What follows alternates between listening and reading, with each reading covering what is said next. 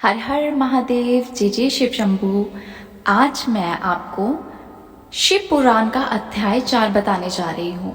अध्याय 3 में हमने देखा था कि जो चंचला है वो कैसे अपने कुकर्मों से भयभीत हो चुकी थी और वैराग्य की तरफ मुड़ चुकी थी, स्पिरिचुअलिटी की ओर मुड़ चुकी थी। ठीक है, तो इस अध्याय में हम पढ़ेंगे और सुनेंगे कि चंचला की शिव कथा सुनने में रुचि और शिवलोक में गमन कैसे हुआ। तो शुरू करते हैं। ब्राह्मण बोले, नारी तुम सौभाग्यशाली हो जब भगवान शंकर की कृपा से तुमने वैराग्यपूर्व शिव पुराण की कथा सुनकर समय से अपनी गलती का एहसास कर लिया है। तुम डरो मत और भगवान शिव की शरण में जाओ। उनकी परम कृपा से तुम्हारी सभी पाप नष्ट हो जाएंगे। मैं तुम्हें शिव की कथा सहित वह मार्ग बताऊंगा जिसके द्वारा तुम्हें सुख देने वाली उत्तम गति प्राप्त होगी। शिव कथा सुनने से तुम्हारी बुद्धि शुद्ध हो गई है और तुम्हें पश्चाताप हुआ है तथा मन में वैराग्य उत्पन्न हुआ है। पश्चाताप ही पाप करने वाले पापियों के लिए सबसे बड़ा प्रायश्चित है। पश्चाताप ही पापों का शोधक है। इससे ही पापों की शुद्धि होती है। सत्पुरुषों के अनुसार पापों की शुद्धि के लिए प्रायश्चित पश्चाताप से ही उत्पन्न होता है। जो मनुष्य अपने कुकर्मों के लिए पश्चाताप नहीं करता वह उत्तम गति प्राप्त नहीं कर सकता, परंतु जिसे अपने बुरे कर्मों पर पश्चाताप होता है वह अवश्य ही उत्तम गति का भागीदार होता है। इसमें कोई शक नहीं। शिव पुराण की कथा सुनने से चित्त की शुद्धि एवं मन निर्मल हो जाता है। चित्त की शुद्धि ही भगवान शिव और पार्वती का वास होता है। वह शुद्ध आत्मा पुरुष सदाशिव के पद को प्राप्त होता है। इस कथा का श्रवण सभी मनुष्य के लिए कल्याणकारी है, अतः इसकी आराधना व सेवा करनी चाहिए। यह कथा भव बंधन रूपी रोग का नाश करने वाली है। भगवान शिव की कथा सुनकर हृदय में उनका मनन करना चाहिए। इससे चित्त की शुद्धि होती है।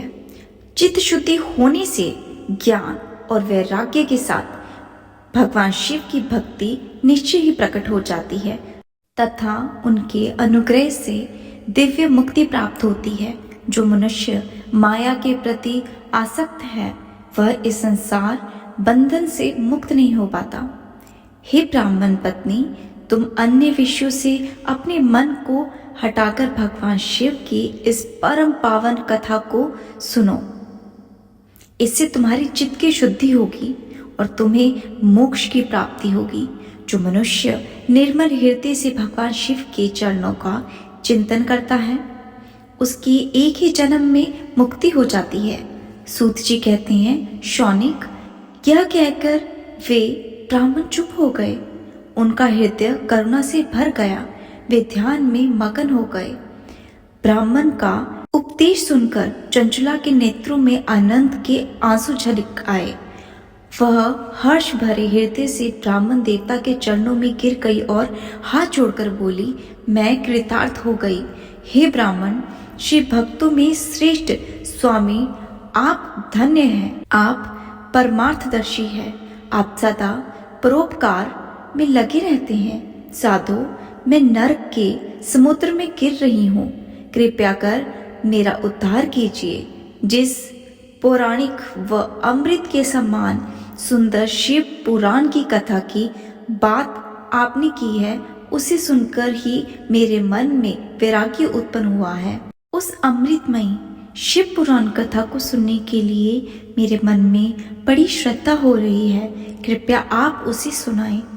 सूत जी कहते हैं, शिव पुराण की कथा सुनने की इच्छा मन में लिए हुई चंचला उन ब्राह्मण देवता की सेवा करने के लिए वहीं रहने लगी। उस गोकर्ण नामक महाक्षेत्र में उन ब्राह्मण देवता के मुख से चंचला शिव पुराण की भक्ति, ज्ञान और वैराग्य बढ़ाने वाली और मुक्ति देने वाली परम उत्तम कथा सुनकर कृतार्थ हुई। उसका चित्त शुद्ध हो गया। वह अपने हृदय में शिव के सगुण रूप का चिंतन करने लगी। वह सदैव शिव के सच्चिदानंद स्वरूप का स्मरण करती थी। तत्पश्चात पश्चाताप अपना समय पूर्ण होने पर चंचला के बिना किसी कष्ट के अपना शरीर त्याग दिया। उसे लेने के लिए एक दिव्य विमान आया। यह विमान शोभा साधनों से सजा हुआ था एवं शिव गणों से सुशोभित था। चंचला विमान से शिवपुरी पहुंची। उसके सारे पाप धुल गए। वह दिव्यांगना हो गई। वह गौरांगी देवी मस्तक पर अर्धचंद्रमा का मुकुट व अन्य दिव्य आभूषण पहनकर शिवपुरी पहुंची। वहां उसने सनातन देवता त्रिनेत्रधारी महादेव को देखा। सभी देवता उनकी सेवा में भक्ति भाव से उपस्थित थे। उनकी अंग क्रांति करोड़ों सूर्य के समान प्रकाशित हो रही थी। 5 मुख और हर मुख में 3 नेत्र थे। मस्तक पर अर्धचंद्राकार मुकुट सुशोभ्यमान हो रहा था। कंठ में नीलचंद था। उनके साथ में देवी गौरी विराजमान थी, जो विद्युत पुंज के समान प्रकाशित हो रही थी। महादेव जी की कांत कपूर के समान गौर थी। उनके शरीर पर श्वेत वस्त्र थे तथा शरीर पर भस्म मली हुई थी।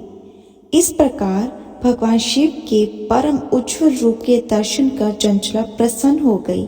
उसने भगवान को बारंबार प्रणाम किया और हाथ जोड़कर प्रेम पूर्वक आदर और संतोष से युक्त हो विनीत भाव से खड़ी हो गई। उसके नेत्रों से आनंदाश्रु की धारा बहने लगी। भगवान शंकर व भगवती गौरा उमा ने करुणा के साथ सौम्य दृष्टि से देखकर चंचला को अपने पास बुलाया। गौरी उमा ने उसे प्रेम पूर्वक अपनी सखी बना लिया। चंचला सुखपूर्वक भगवान शिव के धाम में उमा देवी की सखी के रूप में निवास करने लगी। तो ये था अध्याय 4। हर हर महादेव। जय जय शिव शंभू। जय जय शिव शक्ति।